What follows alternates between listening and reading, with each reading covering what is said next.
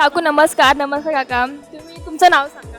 माझं नाव वृषाली विनोद सावंत. माझं विनोद सुरेश सावंत. ओके. आणि तुम्ही गेली किती वर्ष मसाले बनवताय? पहिल्यांदा येतो आहे, पण आम्ही यूट्यूबवर पहिले बघितला, लोकांचे रिव्ह्यूज आम्हाला खूप छान आले, त्यामुळे आम्ही पनवेलवरनं आलो आहे मसाला बनवायला. आणि तुम्ही इथे कोणता मसाला बनवायला दिलाय? आम्ही मालवणी मसाला. तुम्ही काही रेडीमेड मसाले पण घेतलेत का? हां, धणे पावडर वगैरे आणि अख्खे मसाले पण घेतलेत, कारण ते वर्षभर लागतातच, त्यामुळे ते पण घेतलेत. आणि तुम्हाला ह्याच्याबद्दल कसं कळालं?